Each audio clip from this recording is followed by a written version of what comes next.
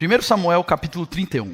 Meus irmãos, hoje nós encerramos toda a nossa temporada aí longa no livro de 1 Samuel. Temos estudado esse livro no decorrer de já alguns meses. Na verdade, a gente estudou esse livro em algumas temporadas, né? E a gente está na temporada final. E hoje a gente vai ver o capítulo 31, que é a conclusão do livro de Samuel. Um fim muito triste, mas ao mesmo tempo que abre espaço para a esperança no nosso coração. E é isso que eu quero ver com vocês no dia de hoje. Então, 1 Samuel capítulo 31, eu vou ler todo o texto. Preste atenção na leitura do texto. Se você não estiver com a sua Bíblia, o texto será projetado aqui para você poder acompanhar. O texto diz o seguinte: Os filisteus lutaram contra Israel. E os homens de Israel, fugindo da presença dos filisteus, caíram mortos no monte Gilboa. Os filisteus seguiram de perto Saul e os seus filhos, e mataram Jonatas, Abinadab e Malquissua, filhos de Saul. A batalha se intensificou contra Saul. Os flecheiros o avistaram e ele foi ferido gravemente. Então Saul disse ao seu escudeiro: Arranque a sua espada e atravesse-me com ela, para que não venham esses incircuncisos, me atravessem com a espada e zombem de mim. Mas o seu escudeiro não quis fazer isso, porque estava com muito medo.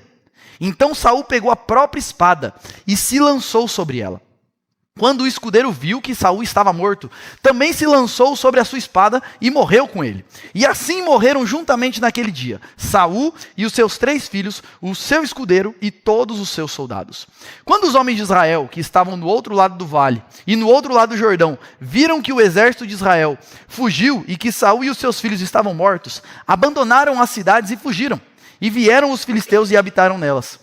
E aconteceu que no dia seguinte, quando os filisteus foram tirar os despojos dos mortos, encontraram Saul e os seus 3 filhos caídos no monte Gilboa.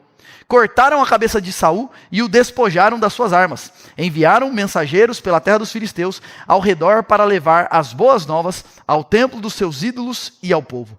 Puseram as armas de Saul no templo de Astarote e o seu corpo afixaram na muralha de Bet-Seã.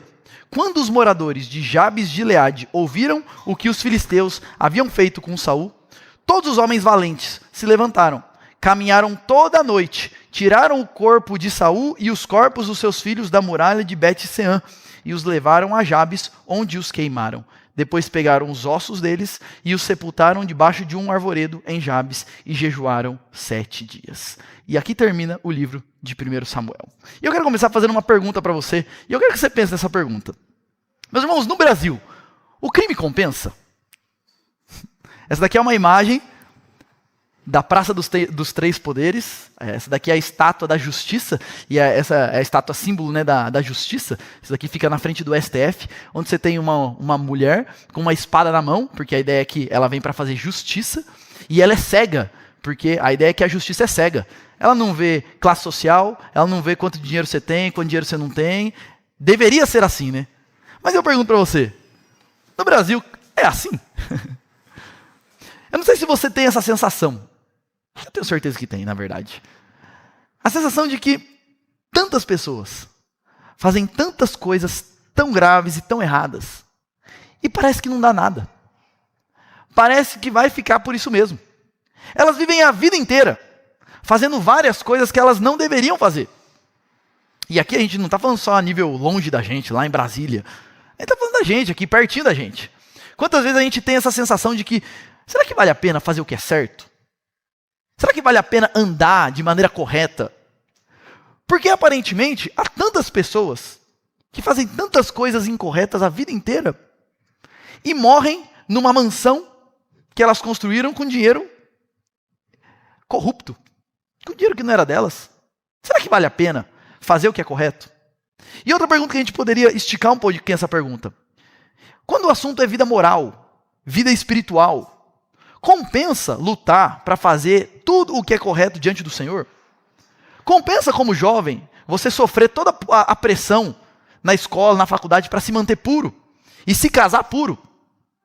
Compensa no meu trabalho, enquanto todo mundo está fazendo um monte de falcatrua, eu fazer o que é correto, mesmo que eu saia prejudicado financeiramente por causa disso? Compensa como empresário pagar todos os impostos certinho, quando quase ninguém paga? Compensa ser trabalhador, ler a Bíblia, orar, vir à igreja? Compensa. Por vezes a gente olha tantas pessoas à nossa volta que fizeram tudo errado e parece que está tudo certo, né? não foram o marido que deveria ser, não foram a esposa que deveria ser, abandonaram o casamento, fizeram tudo errado e parece que está tudo bem. A pergunta é, vale a pena fazer o que é correto, gente? O capítulo de 1 Samuel, aqui o capítulo 31, ele está aqui, gente, para nos lembrar de uma coisa. Só parece que não vale a pena. Só parece que vale a pena fazer o que é errado e que vai ficar por isso mesmo. O capítulo de 1 Samuel 31 é como se fosse uma chancela lembrando a gente, o crime não compensa. Viver uma vida longe de Deus não compensa. Se endurecer diante do Senhor não compensa. Porque mesmo que você viva uma vida que parece que está tudo certo, uma hora a conta chega. E o capítulo de 1 Samuel 31 é o fim trágico, triste, terrível de Saul. Que viveu a sua vida inteira fazendo o que não deveria. Desprezando o Senhor, desprezando as diretrizes do Senhor, fazendo o que ele bem entendia que ele deveria fazer. Achando que ia ficar por isso mesmo. Só que ele só achava. Ele teve 40 anos de reinado e foi um reinado financeiramente próspero. Mas só parece que compensa. Sabe por que não compensa, meus irmãos? Porque existe um Deus que tudo vê. Existe um Deus justo. Existe um Deus que não faz acepção de pessoas, não só para amar, mas também para trazer juízo. E como a gente leu na liturgia, e esse é o tema que eu quero dar para o meu sermão nessa manhã, de Deus não se zomba. De Deus não se zomba. Em 1 Samuel 31 a gente vai ver isso. O fim triste de Saul. Um homem que zombou de Deus a vida inteira e achou que ia ficar por isso mesmo. E só lembrando aqui o contexto desse texto, antes da gente entrar no texto.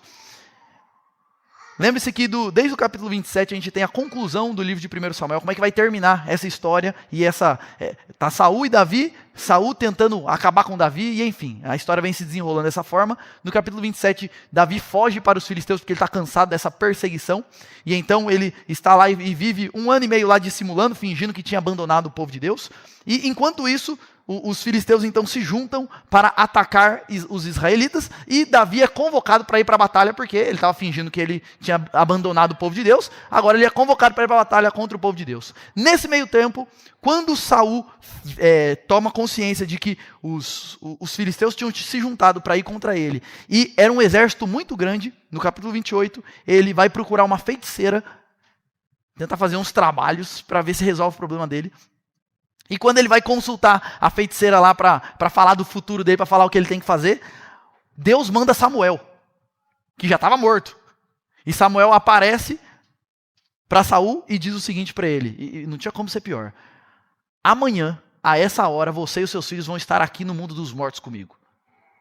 Saul vai para casa, triste, terrível, e o capítulo 31 é a continuação, é o que aconteceu no outro dia. Capítulo 28, Saul foi para lá, consultou a feiticeira. Capítulo 31 é o que aconteceu no outro dia. E o que vai acontecer é o cumprimento da profecia. Não adianta você querer fugir de Deus. Vai acontecer isso. E Saul não consegue fugir. E aqui, gente, vale lembrar algumas coisas sobre a vida de Saul. Quando a gente estuda esse capítulo, a gente precisa fazer uma retrospectiva rápida do livro de 1 Samuel e quem foi Saul. Lembre-se disso. Saul começou o reinado dele muito bem. Ele foi ungido rei pelo próprio profeta Samuel. E o primeiro ato que Saul tem como rei e como líder em Israel está lá no capítulo 11, onde Saul, crendo no Senhor e confiado na palavra do Senhor, ele vai atacar o exército inimigo e tem uma vitória assim grande pela fé no Senhor e reconhece depois dessa batalha que foi o Senhor quem deu vitória. Saul começa o seu reinado muito bem, mas à medida que ele vai caminhando, Deus vai dando algumas diretrizes claras para ele. E Saul, infelizmente, era o tipo de pessoa que só obedecia quando ele concordava. Então ele sempre fazia as coisas pela metade. Ele sempre recebia as diretrizes do Senhor e ele fazia assim, o que ele achava que ele tinha que fazer. Não, isso daqui eu concordo, isso daqui eu não concordo. E ele sempre fazia as coisas pela metade. E nesse processo ele vai se endurecendo contra Deus, até que chega um ponto em 1 Samuel capítulo 15 que Deus fala, cansei. Deus dá uma ordem clara, vai e acaba com os amalequitas. Ele não cumpre essa ordem, ele faz pela metade, mas tudo que os amalequitas tinham de bom ele pega e Deus tinha falado, é para acabar com tudo. Saul acaba com as pessoas, mas vai lá e pega os despojos, pega os animais, e ainda fala assim, não, eu peguei para poder sacrificar para o Senhor. E aí é aquele texto famoso onde Deus fala, você acha que Deus prefere o quê? Sacrifício ou obediência?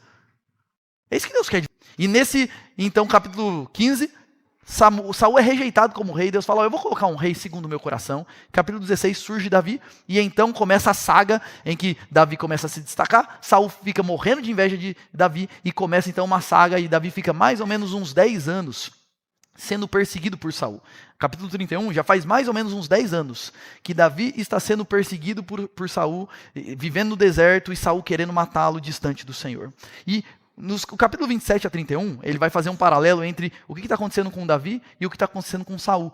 E o que a gente vê é o seguinte, enquanto Davi está, apesar de estar fazendo umas burradas, ele está sendo protegido e guiado pelo Senhor, porque Deus vela pela vida dele. Saul, aquele que se endureceu e não se quebrantou diante do Senhor, ele está abandonado pelo Senhor. E o propósito desse capítulo, gente, é deixar claro para a gente que existe uma diferença gritante, grotesca, entre quem serve ao Senhor com integridade de coração e quem não serve. A bênção de Deus é sobre esses, e Deus abandona os outros. E o capítulo 31 é Saul sendo abandonado, porque de Deus não se zomba. E o que a gente vai ver, eu vou dividir o texto apenas em duas partes. Primeiro, versos 1 a verso 10, a gente vê as terríveis consequências do pecado de Saul e do endurecimento de Saul durante toda a sua vida. O texto vai dizer que então, e aqui, gente, esse texto é um texto gráfico, onde você precisa imaginar essa cena. Então eu vou contando a história aqui, e eu quero que você imagine a cena para você entender a gravidade do negócio aqui. Os filisteus se juntam e vão para um combate, então, contra os israelitas. E, gente, isso daqui é um combate desigual. Enquanto assim, pensa num exército que é muito superior em números do exército israelita. Os filisteus se juntam, e eles juntam todo o exército, de modo que o texto, capítulo 28, vai dizer isso. Quando Saul vê de longe eles chegando, Saul fica apavorado. Porque ele vê um número gigantesco, muito maior do que o exército israelita. E os filisteus não eram maiores só em número, mas eles também eram melhores em tecnologia militar. Então você imagina, se fosse hoje em dia, é como se fosse assim, um pessoal que luta com uma espingardinha e de repente ele vê uns tanques de guerra chegando. E um monte. Saul fica desesperado. E o texto vai dizer que os filisteus então começam a perseguir os israelitas e meio que vão guiando os israelitas até um monte, porque a ideia é o seguinte, eles encurralam os israelitas no Monte Gilboa. Porque a ideia é ir guiando eles de um modo que assim, não tem para onde eles fugirem. Porque era comum o seguinte, eles viam que ia perder, eles saem fugindo. Então os filisteus foram cercando eles, até que eles ficassem diante de atrás deles estava um monte onde não tinha como eles fugirem para então dar o bote e atacar. E o soldado israelita está organizado, então eles estão encurralados, um exército gigantesco na frente deles, e o exército israelita está organizado da seguinte forma. Você tem primeiro os soldados na linha de frente, atrás dos soldados você tem os comandantes do exército israelita, que são os filhos de Saul, que ele menciona aqui no texto. Os 3 filhos de Saul estão lá, Jonatas e os outros 2 estão lá nessa segunda linha de batalha, e Saul está atrás de todos eles, como que comandando o exército, naquela época era muito comum isso, porque o exército inimigo ele sempre mirava no rei, então o rei ficava num lugar o mais protegido possível, porque o último a cair era o rei. Então Saul está nessa posição, vendo todo o seu exército à sua frente, os seus filhos, e na frente dos seus filhos, os seus soldados, possivelmente numa posição um pouquinho mais alta, como era um monte, ele deveria ter subido lá para ver o que está acontecendo, e ele começa a ver o que está acontecendo. Primeiro, ele vê os soldados filisteus atacando e massacrando os soldados que estavam na linha de frente. Gente, imagina se você é um rei, comandante do exército, você está vendo essa cena. Primeiro você olha lá, você vai vendo o seguinte, os filisteus chegam com tudo. E aquele primeiro cordão de soldados que estão lá para ver se segura alguma coisa, cai de uma vez, plau, e morre todo mundo. E os filisteus eram conhecidos por serem muito malvados, assim, sem piedade nenhuma. Então eles chegavam arrebentando com tudo, matando todo mundo. Então você imagina a cena, você está lá assistindo e primeiro, a primeira fileira ali, todos os seus soldados caem na batalha. E aí de repente você continua olhando, você vê os seus 3 filhos, imagina essa cena, você vê os seus 3 filhos, sacando a espada, comandantes do seu exército, para defender a sua vida, sacando a espada, indo contra um exército que você sabe que eles vão perder. Você sabe que eles vão morrer. E você vê os seus 3 filhos serem assassinados na sua frente, para proteger a sua vida. É isso que está acontecendo. Os filhos se reúnem, lutam, como que leões ali tentando, pelo menos, abrir uma brechinha para o rei escapar. Mas você vê um por um sendo atravessado pela espada do inimigo e caindo diante de você. E uma coisa que é muito triste, gente, porque se você está acompanhando a nossa série aqui, você vai se lembrar de uma coisa. Jonatas, um dos filhos de Saul, ele é retratado em todo o livro como um homem de fé. Como um homem crente, como um homem que desde o começo, desde quando Saul começou a perseguir Davi, ele chegou para Davi e falou o seguinte: Davi, eu sei que o rei vai ser você, eu sei que Deus escolheu você e eu estou com o Senhor. E vamos fazer um combinado aqui, quando você for rei, você vai ter misericórdia de mim, tá bom? Porque era muito comum naquela época, quando mudava a dinastia, o novo rei matava todos os parentes do rei anterior para não ter nenhum tipo de ameaça. E Davi faz um pacto com Jonatas. Jonatas chama Davi para fazer um pacto e fala assim: olha, eu creio em Deus, e eu creio que você é o homem de Deus. E quando você for rei, vamos fazer um combinado, eu vou ser seu servo, e eu vou te servir, e você não vai me matar, combinado? E Davi e Jonatas desenvolvem uma amizade muito forte. E é triste a gente ver esse homem de Deus caindo, sendo assassinado pelo inimigo por causa do pecado do seu pai. Mas é isso que a gente tem aqui. Não só Jonatas, mas os outros filhos de Saul, em todo o livro de 1 Samuel, eles não são retratados como homens ímpios. Jonatas é retratado como um homem de fé. Os outros filhos, o livro não fala nada. Mas a gente não sabe. Mas o ponto é, esses homens caem por causa do pecado de Saul. Isso, agora você imagina Saul vendo isso acontecer. E o texto diz então que Saul é ferido gravemente por uma flecha. E então ele está desesperado. Imagina essa cena. Você já viu seus filhos morrerem, seus soldados morrerem, você é o próximo. Saul entra em desespero, porque é até possível que Saul aqui tenha se lembrado da história de Sansão. Eu não sei se vocês se lembram disso. Mas quando Sansão é capturado pelo exército filisteu, os filisteus furam os olhos de Sansão e ficam usando ele para fazer chacota. E, enfim, humilham, torturam ele para depois matar. Então provavelmente Saul está aqui pensando nisso. Falou, se eu cair nas mãos desses homens aí, eles ainda vão me torturar antes de me matar. Então ele está desesperado. E ele chama o seu escudeiro e fala assim: rapaz, saca a sua espada aí e me mata. É melhor você me matar do que eu cair nas mãos do meu inimigo. E o escudeiro, desesperado, fala: eu não vou fazer isso não, você está louco. Está com medo, está assustado, está todo mundo desesperado. Então o texto diz que Saul finca a espada no chão e pula em cima da sua espada e se suicida. E comete suicídio e tira a própria vida. E o texto vai dizer que o escudeiro, vendo isso, fica desesperado e se lança em cima da espada também, e morre junto com Saul. Meus irmãos, que fim trágico. Um negócio que dá gastura. E aqui quando a gente pensa nisso, é claro que cometer suicídio é um pecado. É descumprir o mandamento não matarás. E é interessante porque quando a gente abre a palavra de Deus, a gente vai perceber o seguinte: foram poucos os que fizeram isso, que chegaram a esse ponto.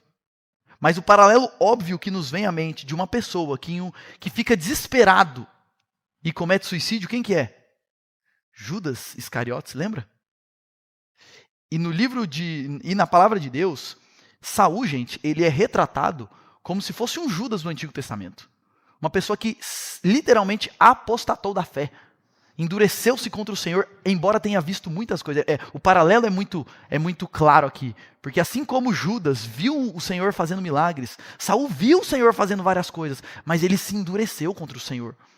E como que acaba a vida desse homem? Ele desesperado tirando a sua própria vida. E gente, Saul acabar com a sua vida, Saul tirar a sua vida, é um ato simbólico que retrata muito bem a vida desse homem. Porque a verdade é o seguinte: esse homem tinha tudo para ser sucesso total.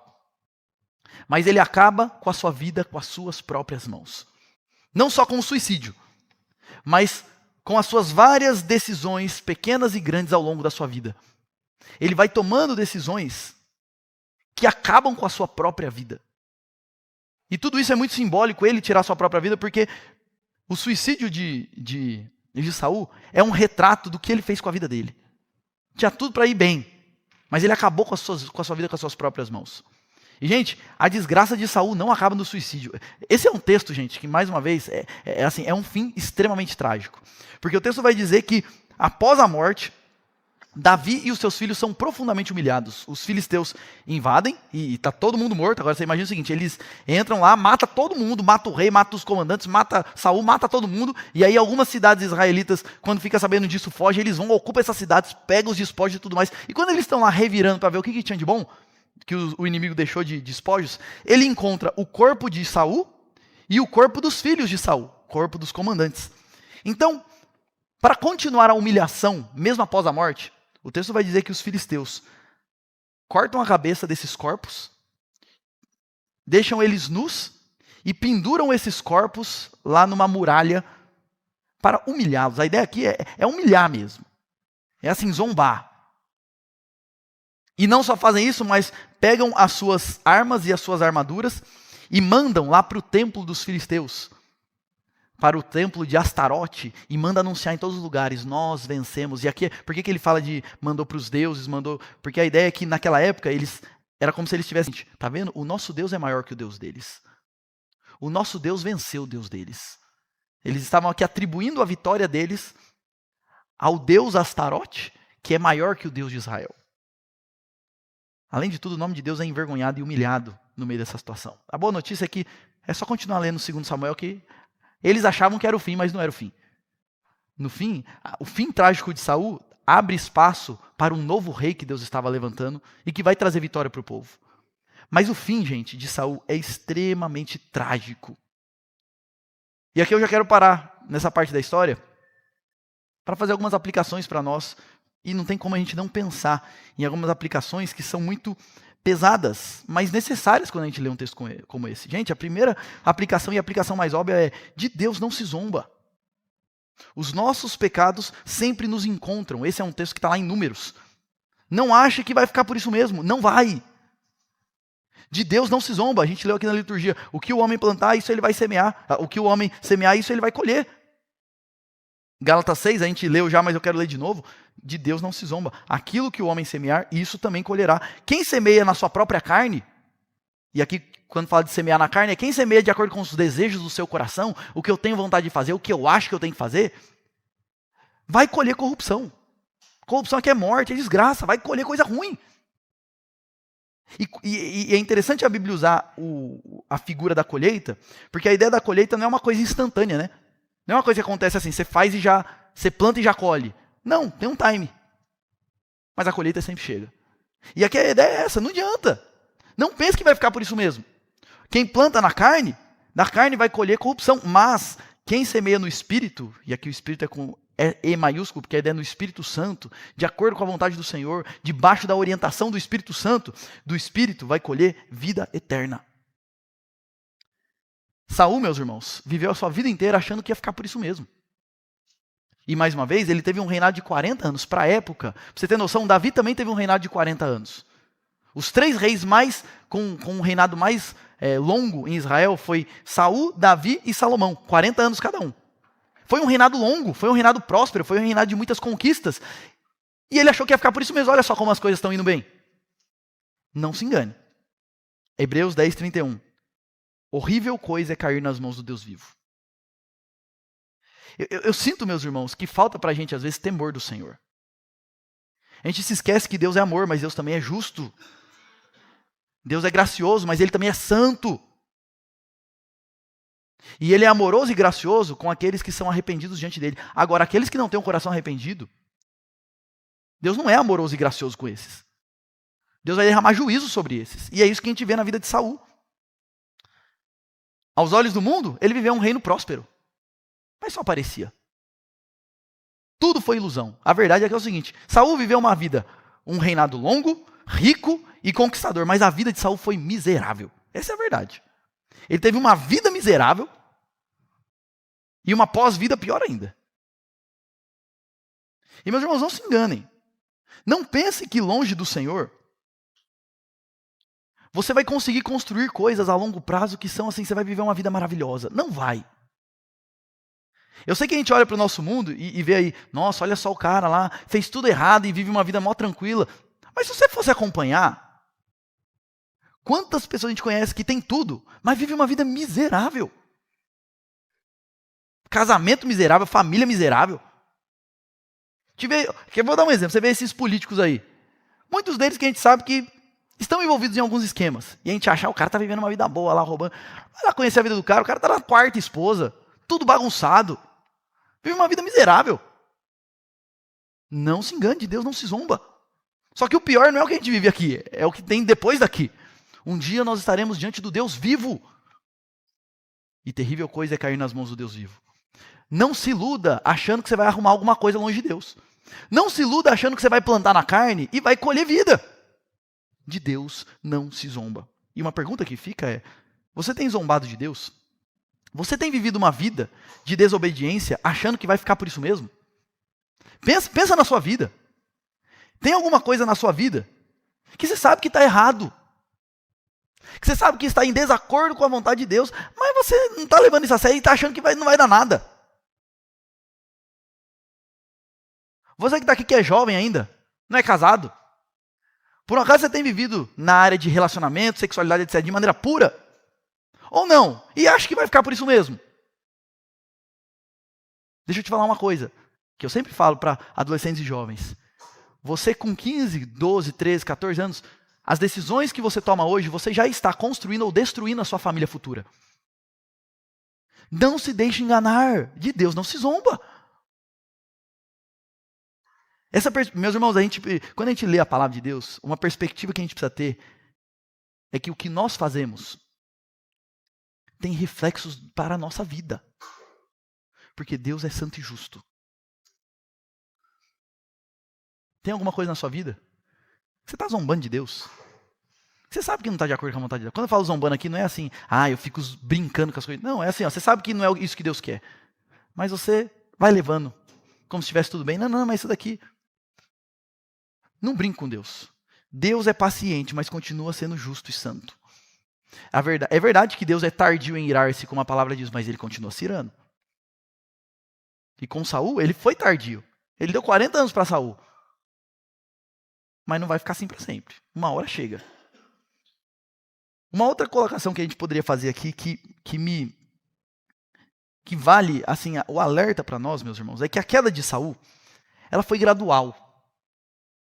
Saul ele foi devagarzinho se afastando e se afundando. Até que ele chega a consultar uma feiticeira e tudo mais. Mas a queda dele não foi do dia para a noite. Foi devagarzinho. E começou principalmente no coração de Saul. E aqui a gente vê 4 características que foram marcantes na vida de Saul. E eu estou colocando isso aqui para você pensar se você não vê isso na sua vida. 4 características que foram marcantes na vida dele e que foram assim o gatilho para desenrolar e para desenvolver toda a vida que Saul teve. Primeiro, e a gente vê isso desde o capítulo 12, a preocupação com a sua aparência diante das pessoas. Saul era um homem extremamente apegado à sua posição, ao que ele aparentava diante das pessoas. Ele mesmo fala, um dos textos que ele desobedece ao Senhor, ele fala assim, eu fiz isso porque eu temi o povo começou a me pressionar. E Saul era uma pessoa muito preocupada com o que as pessoas vão pensar de mim. E é por isso que ele se sentia também muito ameaçado por Davi.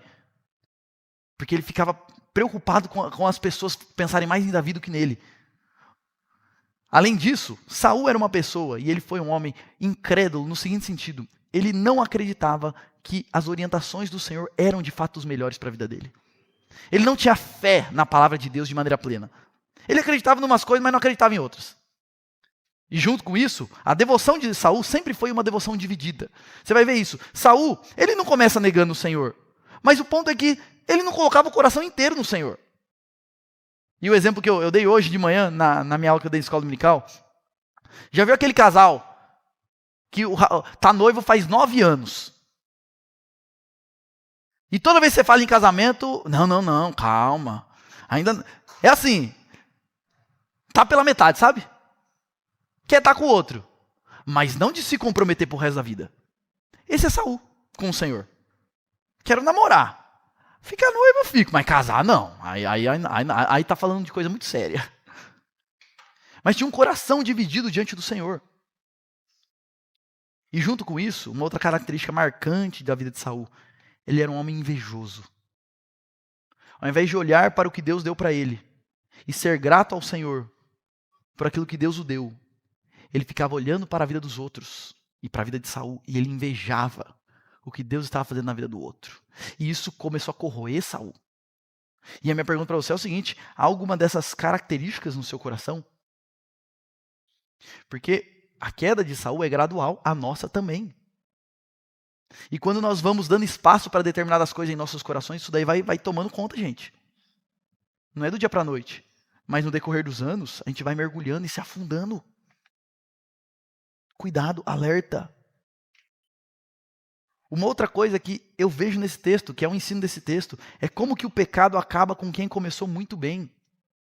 Mais uma vez, gente, Saul começou bem o seu reinado, mas ele se perdeu no meio do caminho. E tem muita gente, infelizmente como pastor, uma coisa que a gente acompanha, é muita gente nova que chega e se rende ao Senhor e Deus transforma a vida deles. E outras pessoas novas que chegam, aparentemente se renderam ao Senhor, mas aí quando começa a caminhada eles começam a se iludir com outras coisas e vão no meio do caminho. Quantas pessoas a gente conhece que começaram muito bem, mas vão se perdendo. Às vezes por causa de um namoro, às vezes por causa de imoralidade sexual, às vezes por causa de alguns amigos, às vezes por causa de dinheiro, às vezes por causa de sonhos profissionais, às vezes por coisas que assim, nada disso, mas simplesmente tiraram os olhos do Senhor Jesus e começaram a dar vazão aos seus desejos. E por que eu estou falando isso? Porque talvez você esteja aqui e você esteja indo muito bem. Sua vida vai bem, seu casamento vai bem. Você está caminhando bem, você está firme com o Senhor. A palavra para você aqui é a seguinte: não é porque você está bem que você vai terminar bem, tá? Então tema o Senhor e continue vigiando. Não confie em você mesmo e no seu próprio coração. Porque quantas vezes a gente já viu isso? Casamentos que começaram muito bem. Que todo mundo, que era um exemplo para os irmãos da igreja. E terminam de maneira tão trágica. Quantos irmãos a gente vê determinadas coisas e fala assim, eu não acredito. Como pode? Eu jamais imaginei. E sabe o que acontece? Deixa eu te falar uma coisa. Sabe essas pessoas que você olha e acha um absurdo? Deixa eu te falar uma coisa, você tem esse mesmo coração. E se você não vigiar e se apegar ao Senhor, você tem capacidade de fazer coisa pior. Por isso, se agarre ao Senhor. Tema, tenha medo de você mesmo. Do seu próprio coração mau. E creia que é só o Senhor Jesus que pode te livrar. Por isso que na oração do Pai Nosso você tem, Senhor, não me deixe cair em tentação, mas livra-me do mal. É o Senhor que tem que me ajudar, senão eu estou perdido. Meus irmãos, a gente lê um texto desse, deve gerar no nosso coração dependência do Senhor. Deixa eu te fazer uma pergunta. Sua vida com Deus está em dia? Ou tudo que você tem para contar sobre a sua vida com Deus é o que aconteceu no passado? Como diz o ditado, quem vive de passado é museu. Sua vida com Deus tem que estar em dia hoje. Se tudo que você tem para contar sobre sua vida com Deus, sobre a sua caminhada com Jesus, é de 5 anos atrás, de 10 anos atrás, de 15 anos atrás, meu irmão, o Senhor está te chamando para acordar. Porque o pecado acaba com quem começou muito bem. Quando homens que temeram a Deus se rebelam contra Ele, o resultado disso, gente, é morte e lamentação, como a vida de Saul. E aqui digo mais para vocês. Isso não vale só para pessoas individualmente. Quando igrejas começam a tolerar o pecado, essas igrejas declinam. Alguém já deve ter visto isso aqui também. Quem é mais velho de igreja já viu isso. Igrejas que eram fortes, vigorosas. E aí começam a não colocar a mão em determinadas coisas, porque é o filho do presbítero, porque é o filho do pastor, porque aquele irmão ali tem muito dinheiro, porque não sei o quê, porque não sei o quê. Isso acaba com a igreja. Porque o pecado faz isso. Acaba quem estava indo até igrejas. E é por isso que a gente tem que levar a sério o que é certo e o que é errado diante do nosso Deus. E isso vale também não só para a igreja, mas para famílias. Meus irmãos, se uma família despreza a Deus e a sua palavra, como você acha que a bênção de Deus vai ser sobre essa família? Só que quantas vezes eu já vi isso? Como família, a gente não leva Deus a sério. A gente não lê a Bíblia em casa, a gente não ora, a gente malemar vai na igreja. E aí depois que dá tudo errado, eu ainda reclamo com Deus. Como é que Deus? Oh, Deus me ajuda. Meu irmão, minha irmã, a gente precisa se agarrar ao Senhor e levar Deus a sério. E não adianta lamentar depois. O pecado acaba com quem começou muito bem. E se você tem ido bem, se a sua família está bem, louvado seja o Senhor por isso, mas não continue agarrado no Senhor. Uma outra aplicação que eu queria fazer nesse texto que me chama a atenção. Meus irmãos, os nossos pecados trazem destruição não só para a nossa vida, mas para aqueles que estão à nossa volta. O que me dá um amargo ao ler esse texto na boca é ver Jonatas morrendo por causa do pecado do pai dele. Não era para Jonatas estar lá. Não era para Jonatas estar lá. Mas os nossos pecados, eles não afetam só a gente. Eles afetam diretamente os nossos cônjuges, os nossos filhos, a nossa igreja e quem vive à nossa volta. Quantas famílias você conhece que a família, ela vive capengando porque o marido é preguiçoso e não trabalha? Não leva as coisas a sério, não corre atrás da vida, então a família vive patinando.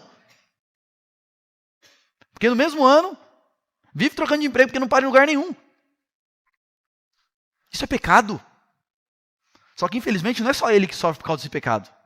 É ele, é a mulher, são os filhos, todo mundo. Quantas famílias você conhece que sofrem porque a mulher, falando de preguiça, é preguiçosa dentro de casa. Não cuida dos filhos direito, não cuida da casa direito, não cuida. Ela fica lá mexendo no celular. Aí os filhos com uns 8 anos já estão com problema de diabetes.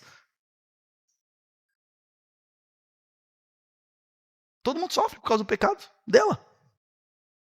E aqui a gente poderia usar isso daqui, gente, para falar de várias e várias e várias coisas. Deixa eu te fazer uma pergunta. Como é que vai as pessoas que convivem à sua volta? Elas têm sofrido por causa de alguma coisa que você faz, por causa de um jeito seu. Meu irmão, se sim, o chamado do Senhor é que você se arrependa. Você se quebrante diante do Senhor, peça a misericórdia dele e trate os seus pecados. Quantas famílias destruídas porque um lá é irado demais. Briga com tudo, chuta o balde para tudo. Grita com todo mundo. Os nossos pecados não destroem só as nossas vidas. E eu faço uma pergunta para você com carinho. Quem são as pessoas na sua família que estão sofrendo por causa dos seus pecados? Meus irmãos, é um chamado de Deus para nós isso daqui. O pecado é tão terrível que ele destrói não só quem pratica, mas tem efeitos colaterais em todo mundo que está à volta dele. Por isso que a gente tem que temer, por isso que a gente tem que levar a sério, por isso que a gente não pode achar que não, tudo bem. Não, é coisa séria. E diante de tudo isso que eu estou falando aqui, qual que é o chamado do Senhor? É que a gente se afaste do pecado e que a gente corra para o Senhor. Que a gente pare, meus irmãos, de justificar os nossos pecados, porque essa é a nossa prática. Eu estou falando aqui as coisas, e talvez você esteja pensando em alguma... realmente, tem isso na minha vida. Sabe qual que é a tendência do nosso coração? Mas sabe por que eu sou assim? É porque lá no meu trabalho, é porque os meus pais, eu coloco a culpa nos outros. Eu sou assim, sabe por quê? Sabe por que eu faço isso? Porque os meus pais... Porque o jeito que você fala, porque a gente é bom em fazer isso. Só que sabe qual que é o problema disso? Você não trata o seu pecado. Continua lá. Não justifique. Não transfira a culpa. Não minimize. Ah, mas tem tanta gente que faz tanta coisa pior, é só uma coisinha. Você não vê as coisas boas que eu faço, só as coisas ruins. Não minimize os seus pecados. Não abuse da graça de Deus. Tem gente que pensa... O meu papel é pecar e o de Deus é perdoar. Não abuse da graça de Deus. De Deus não se zomba. Outra coisa importante, não fuja do pecado só quando você vir consequências diretas. Porque na maioria das vezes é assim. Sabe quando que a gente foge do pecado? Quando começa a dar ruim. E aí eu não estou fugindo do pecado porque é pecado, mas porque começou a dar ruim para mim. Eu estou preocupado comigo, desde o começo. Não espere começar a dar ruim. Mesmo faça isso porque isso ofende ao Senhor. Meu querido, mais uma pergunta. E hoje eu vou ficar assim, ó, na ferida, até sem entender. Quais são as coisas que estão erradas e você vem postergando? Eu sei que eu preciso tratar isso, mas... Quais são as coisas? Achando que não vai dar nada e que você consegue administrar. Deus te chama nessa manhã, está na hora de tratar essa sua ira. Está na hora de tratar essa sua preguiça. Está na hora de tratar esse seu vício em telas, em videogame. Está na hora de tratar esse seu coração imoral. Está na hora de tratar, meus irmãos. O Senhor está nos chamando nessa manhã para isso. Você teme o Senhor, você leva a sério as realidades espirituais. E mais uma aplicação, para fechar essa minha primeira parte. Meus irmãos, uma coisa que a gente aprende no livro de 1 Samuel é que ninguém perde nada quando entrega tudo a Cristo e o serve. Nós não estamos perdendo tempo quando nós abrimos mão de tudo para servir ao Senhor. Um adolescente não está perdendo nada quando ele escolhe viver uma vida santa diante do Senhor e se guardar para a mulher ou para o homem que Deus tem para ele no futuro. Um trabalhador não está perdendo nada quando ele deixa de ganhar alguma coisa para fazer o que é correto. Ninguém perde nada ao entregar tudo para servir ao Senhor Jesus e fazer a vontade dele. E aqui eu me lembro de mais alguns textos. 1 Coríntios 15:58. Portanto, meus amados irmãos, sejam firmes e inabaláveis e sempre abundantes na obra do Senhor, sabendo que no Senhor o trabalho de vocês não é vão.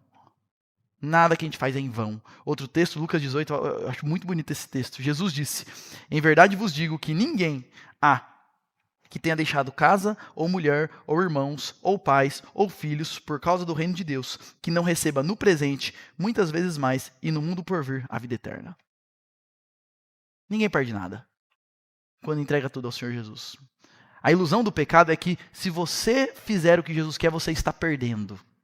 Você está deixando de aproveitar. Não existe ilusão maior do que. E um último texto, Eclesiastes 2:26. Eu gosto desse texto também. Porque Deus dá sabedoria, conhecimento e prazer ao homem que lhe agrada. A verdade é que para a gente viver uma vida boa aqui no mundo, o que a gente precisa não é de dinheiro. O que a gente precisa é de sabedoria, conhecimento e esse prazer que só Deus tem para dar. E Deus dá isso para quem? Como Ele coloca, para as pessoas que o temem. É Deus quem nos dá a capacidade de desfrutar da vida. Ninguém perde nada quando entrega tudo ao Senhor. E é por isso que a pergunta para você é se você está dividido entre Jesus e alguma outra coisa. Se você está, Jesus está te chamando a se posicionar diretamente e inteiramente para Ele hoje. Esse é o chamado desse texto para nós, meus irmãos. E aí, indo para a parte final aqui do texto, a gente vai ver, e aí só o finalzinho do texto e a conclusão do livro, como que no meio de toda essa situação de trevas, de choro, como há um fiozinho de esperança. O texto diz que a história termina com um lampejo de compaixão e esperança. Alguns homens de Jabes de Gileade, vendo essa situação terrível de Saul, seus filhos mortos, decapitados, pendurados em praça pública para serem motivo de chacota, esses homens se lembram que Saul os ajudou. Isso está registrado lá em 1 Samuel capítulo 11, quando o exército inimigo veio atacar a cidade deles, e Saul então corajosamente se coloca para defendê-los e dá a eles libertação do exército inimigo. Então esses homens, vendo essa situação trágica de Saul, eles se levantam no meio da noite, e claro que se colocam numa situação de perigo, para ir até lá, pegar os corpos de Saul e dos seus filhos e darem a eles um enterro digno. E então eles pegam os corpos, queimam esses corpos, enterram esses corpos. Provavelmente eles queimaram porque já estava tão assim, já estava meio apodrecendo e tudo mais, então era mais fácil até enterrar só os ossos para conseguir fazer um funeral, uma espécie de velório, alguma coisa assim. Então queima esses corpos, enterram esses corpos, e o texto vai dizer que eles lamentam por 7 dias a morte de Saul, e dá a Saul e os seus filhos um final digno. E é interessante porque, diante de toda essa desgraça, gente, o que o povo faz? O povo chora, o povo senta e chora. Por 7 dias, eles sentam e choram. E junto com esse amargor, por isso que eu falo que termina com uma nota de esperança, porque junto com toda essa desgraça, a gente se lembra de uma promessa. Após Saul, Deus vai mandar um novo rei. Essa foi a promessa. Saul está morrendo, e está todo mundo lamentando, mas após Saul, Deus prometeu que ele iria enviar um novo rei. E quando a gente lê 2 Samuel, quem sabe a gente continue mais para frente a série de 1 Samuel, explorando o livro de 2 Samuel, mas a gente vai ver a história desse novo rei que Deus levanta, que é o rei Davi. E como que tão diferente de Saul, ele foi um rei que veio para liderar a nação no temor do Senhor. E essa é a história de 2 Samuel, depois você pode ler na sua casa também. E eu quero fechar, inclusive, essa minha série, trazendo aqui os 2 grandes ensinamentos do livro de 1 Samuel, na minha perspectiva. Ou, não são os 2 grandes, mas 2 grandes ensinamentos que o livro de Samuel nos traz. Primeiro, gente, eu sei que essa história aqui é triste, é pesada, é terrível. Mas uma coisa que o livro de Samuel nos ensina, e que o restante da palavra ensina também, é que sempre há perdão e renovo, disponíveis para pecadores arrependidos. O final de Saul é trágico, é triste, é difícil, é amargo. O grande problema de Saul não foram os pecados que ele cometeu, mas foi a falta de arrependimento e o endurecimento diante dos seus pecados. Porque junto com Saul, a gente tem a história de Davi junto em 1 Samuel. E a gente vê Davi também fazendo algumas coisas e tendo momentos em que ele falha na fé. E quando você lê 2 Samuel, isso ainda fica mais evidente. Mas qual é a diferença dos dois? Davi tem um coração quebrantado, arrependido. E quando confrontado nos seus pecados, ele se quebranta e clama pela misericórdia do Senhor e recebe o perdão. Saul não. Saul é confrontado, ele se justifica e continua endurecido. E a gente se lembra disso. Há perdão para nós. Porque talvez você ouça uma mensagem como essa e chegue à seguinte conclusão: para mim já era. Vixe, fiz tudo errado, já era. Agora o meu caminho é sentar, chorar e lamentar. Deixa eu te falar uma coisa. Não, o caminho não é esse não. O caminho é você se voltar para o Senhor Jesus em quebrantamento, arrependimento e fé. Porque quando nós nos voltamos ao Senhor em arrependimento, quebrantamento e fé, há perdão para nós. Porque é exatamente para isso que Jesus veio. Porque nós somos esses miseráveis pecadores, que plantamos na carne. Essa é a realidade nossa. Mas Jesus entra na história para receber a punição desses nossos, para receber a nossa colheita, para que a gente possa plantar coisas novas. Esse é o nosso amado Salvador. Esse é o nosso Senhor. Por isso o chamado desse livro, do livro de 1 Samuel e da palavra inteira de Deus é: não se endureça como Saul. Isso não vai acabar bem. Quebrante-se diante do Senhor. Porque como diz 2 Crônicas 7,14, se o meu povo, que se chama pelo meu nome, se humilhar e orar e me buscar e se converter dos seus maus caminhos, então eu ouvirei dos céus, perdoarei os seus pecados e sararei a sua terra. Talvez você esteja aqui nessa manhã e você olhe para o seu casamento e você fala: já plantamos na carne e estamos colhendo destruição. Talvez você olhe para a sua vida pessoal, plantei na carne, estou colhendo. Talvez você olhe para várias coisas e você se sinta assim até desencorajado nesse momento. Eu quero te lembrar desse texto. O Senhor prometeu, se a gente se humilhar, se converter dos seus maus caminhos, se quebrantar diante do Senhor com fé no Senhor, Ele ouvirá dos céus, perdoará os nossos pecados e sarará a nossa terra. Esse é o nosso Deus de graça. Ele é o Deus que no deserto faz nascer flores. Esse é o Deus que a luz que estava apagada, a gente cantou isso, agora brilha e vai brilhando cada vez mais. Esse é o Deus que renova, esse é o Deus que restaura até as piores situações. Eu poderia, meus irmãos, contar aqui de várias situações extremas que eu vi com esses olhos que a terra há de comer. E que as pessoas se voltaram ao Senhor. E como Deus, aquele deserto, daquelas trevas, faz nascer luz, faz florescer e renova. Esse é o Deus da graça. Por isso o chamado é que a gente corra para Ele. Que a gente se quebrante diante dEle. Que a gente se entregue a Ele. Esse é um dos grandes chamados do livro. Não nos endureçamos como Saul, mas nos quebrantemos e clamemos pela graça do Senhor Jesus, porque Ele é o Deus da graça e dá graça para todo aquele que pede. E a última coisa que eu queria trazer, que é um outro grande ensino desse livro. Esse texto nos lembra, meus irmãos, do reino de Cristo.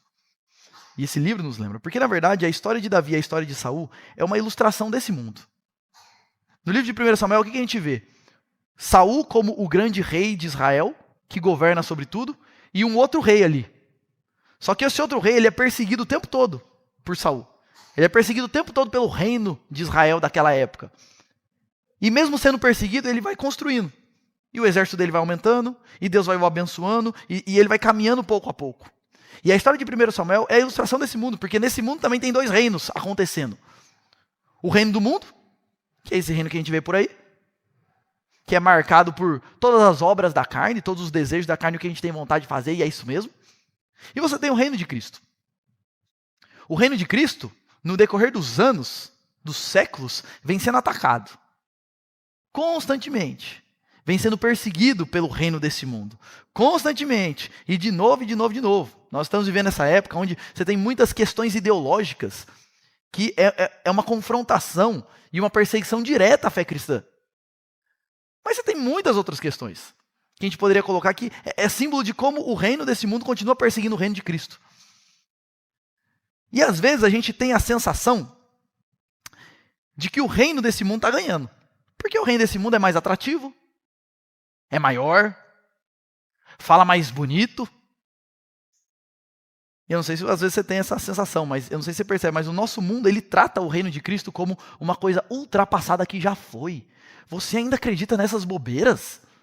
É assim que o nosso mundo trata as coisas do Senhor e a palavra do Senhor. Parece que é um reino mais atrativo e parece que vai prevalecer. Mas deixa eu te falar uma coisa, só parece, tá? Assim como a história de Saul, o fim é trágico. E depois de Saul, vem um novo rei. E depois que o reino desse mundo terminar, vai surgir definitivamente o reino de Cristo que vai dominar esse mundo. Parece que o reino de Cristo vai definhar, mas só parece. No final, é o reino de Cristo que vai prevalecer. E a pergunta que fica para mim e para você nessa manhã é: qual dos dois reinos eu vou seguir? Você pertence a qual dos bandos? Você é leal a qual rei? ao rei desse mundo, ao reino desse mundo ou ao reino de Cristo. Não se engane. No fim é só o reino de Cristo que vai prevalecer. Não vale a pena seguir nenhum outro rei. E é por isso que eu quero terminar colocando o texto de Hebreus 12, 1 a 2, que é um chamado que o livro de 1 Samuel. Lembre-se disso, Jesus é o filho de Davi. E todo o reinado de Davi só aponta para o grande rei Jesus, que reina pelos séculos dos séculos. E é por isso que Hebreus vai dizer o seguinte: livremo-nos de todo o peso e do pecado que tão firmemente se apega a nós. E corramos com perseverança a carreira que nos está proposta, olhando firmemente para o autor e consumador da fé, Jesus, o qual, em troca da alegria que lhe estava proposta, suportou a cruz, sem se importar com a vergonha, e agora está sentado à direita do trono de Deus, reinando eternamente. Portanto, uma vez que esse rei é o rei do mundo que volta, uma vez que de Deus não se zomba, livremo-nos de todo o peso do pecado que se apega a nós. Todo mundo aqui, sem exceção, tem alguma coisa que se apega a você, que está enroscado em você, que você vive tentando desenroscar, mas quando você olha, está lá enroscado de novo. Todos nós temos nossas lutas e nossas fraquezas. E o que o texto nos chama é, vamos se desembaraçar disso. E correr com perseverança a corrida que nos está proposta, olhando para o autor e consumador da nossa fé, Cristo Jesus. E esse texto de Hebreus, qual que é a motivação? Por que eu tenho que fazer isso? Porque ele, em troca da alegria que lhe estava proposta, que era me salvar, suportou a cruz. Mesmo sofrendo tamanha vergonha, tamanha humilhação. Era para eu. Pensa nisso, gente. Assim como Saul ficou exposto para ser envergonhado, eu sou pecador, era para eu estar lá, pendurado. Mas Jesus foi lá e se pendurou no meu lugar. Olhemos para o autor e consumador da nossa fé. Nos apeguemos a Cristo. Sirvamos a Cristo. E nos arrependamos de todo o peso do pecado que tenazmente nos assedia. Porque lembre-se disso, de Deus não se zomba. O chamado do livro de 1 Samuel é que a gente se apegue a Cristo. Se renda a Cristo, se arrependa, creia em Cristo e viva para o Senhor. Porque não tem vida melhor do que viver uma vida para a glória do nosso Deus. Vamos orar, encerrando esse nosso momento de culto. Mas antes de eu orar, eu queria te dar a oportunidade de ter um tempo para falar com Deus. Agora é o momento para você colocar sua vida aí diante do Senhor e meditar em tudo que você escutou. Esse texto que nós estudamos hoje é um texto que nos chama a fazer uma autoanálise profunda e meditar nos nossos corações sobre como está a nossa vida com Deus. Então medite nisso nesse momento. Coloque a sua vida diante dele.